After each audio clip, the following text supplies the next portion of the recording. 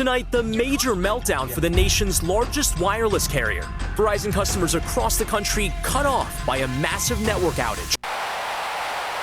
Cell phone outages, throttled networks, dead zones, natural disasters, government intervention, dare I say, protests, whatever have you. If your maps require data and you need them to navigate and you need an external connection, you have a liability, a big one. So you can have your tourniquet, you can have your EDC pistol, you can have your flashlight, all that stuff. If you don't have a way to move yourself physically from one place to another and know where you're going, you have a liability, and a big one. So yesterday, I think, proved that. Yesterday was January 14th here in the US, and there was a large Verizon outage for, probably 8 hours, 9 hours. And that is what I want to address today. So why as a prepper should you care? I'm gonna go through several things here. Why as a prepper, why as an EDC enthusiast, and why as a regular citizen you should care about this as well. So as a prepper, infrastructure fails, navigation becomes critical. You need evac routes, alternate roads, rural access, terrain awareness, knowing where there are railroads, where there are creeks, where there are ridges and valleys and saddles and bluffs, knowing that terrain, being able to navigate. If your GPS works, but your map needs data, you're still blind. As an EDC enthusiast, why should you care? So EDC is about redundancy and reducing a single point of failure.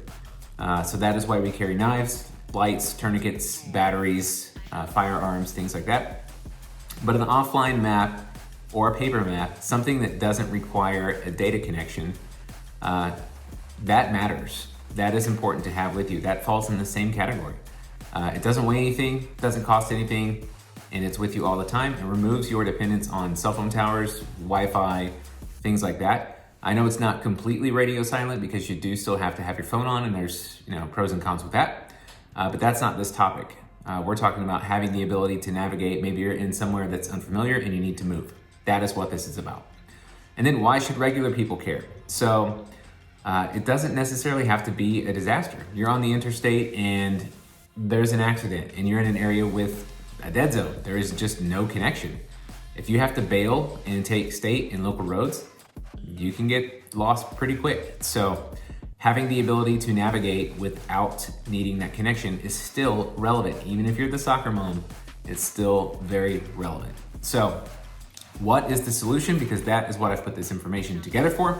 That is what we are covering today. So the solution, in my opinion, is, first off, you should have paper maps, always. Just go buy an atlas and have it. But alongside of that, for ease of use, navigation, an atlas is great for going city to city. It's not so great for going from building to building, city to city, or state to state. So that's where it gets a little bit challenging. So my solution that I've used, and I'm happy with it, and I continue to use it, is called Organic Maps. So Organic Maps, it's free, it's open source. If you want to read the code, you can do that.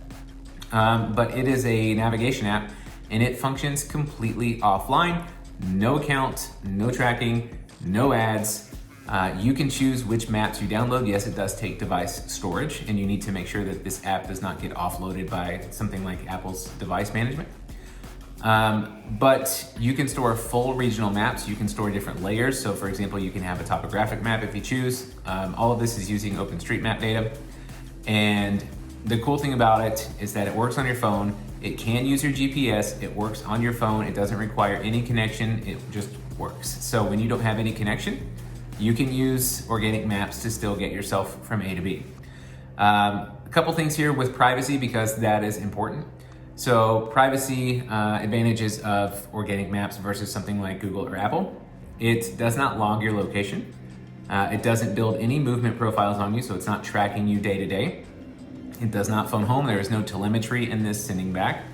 And for anyone who values operational security, basic privacy, like those things matter, they're important. Some real world use cases in ways that I've used it as well. So yesterday, national carrier outage. So if you are driving from Michigan to Florida and the network goes down, you can lose your navigation. And if you're in the middle of, Alabama or Georgia and you don't know where you are, you can get lost really quick. interstate detours, backcountry hiking or biking. So I used to live in Germany, and I actually used organic maps for offline hiking to have maps with me and be able to see all the trail networks there. And I do that here as well. So I hunt a lot of public land. There's one area I hunt that's about 14,000 acres. And you can get lost on 14,000 acres. So having the ability to see where I'm at and have that map with me at all times and know where the roads are helps. Disaster evacuation, obviously. So if your network goes down and you need to get out, it's good to know and be able to see all of the ways you can do that. So little roads here and there. Road trips or dead zones, we talked about that. International travel with no SIM. So if you just simply want to save on data, you can do that as well. So the next little bit here, I'm going to walk you through organic maps. I'm going to show you how to get it. It's for Apple and Android devices. You can run it on your laptop as well as on your phone, iPad, whatever have you. And I'm going to show you how to create a few routes, how to download some maps, and then we'll close this video out. So here you can see in the App Store we have organic maps. That's what we've searched, and we see the app right here. This is it. I just updated this, so it should be updated. But essentially, you can download this app. It is free, and once you open it up, it will look something like this. You will be able to see what regions you have already downloaded offline data for, and you'll see the rest of the world here.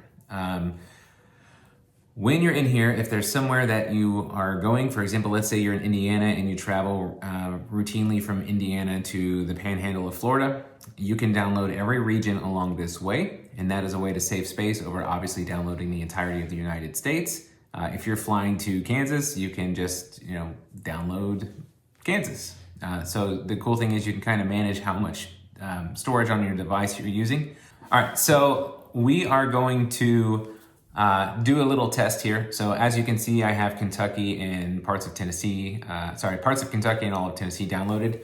But let's say I'm going to take a hunting trip out to Iowa. Would love to hunt Iowa. Probably not going to happen anytime soon, but yeah, let's just say that I was able to. So what we're then going to do is to find ourselves in the state and figure out where we're going. So let's go, and if you saw it, it was there for just a second, but it will give you a pop-up. So let's say we're gonna hunt somewhere, I don't know, let's just pick a spot. Marshalltown looks great. Des Moines, 70.6 megabytes. Download this map.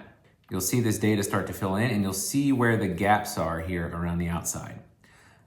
That is where you are missing data, and as you move into that, you will be prompted to install those maps as well. So as you start to build this out, you'll see that those maps fill in. Now at this zoom level, these are pretty much major roads, but as I start to zoom in, you'll see all this data come to life. So let's say, well, I don't know what this is here, but let's see. Looks like some kind of a high school.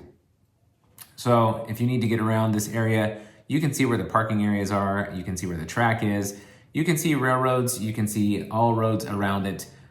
This is just a really good way to know what is there. And as you click around, if you set points of interest or set map markers, you can route from and you can route to.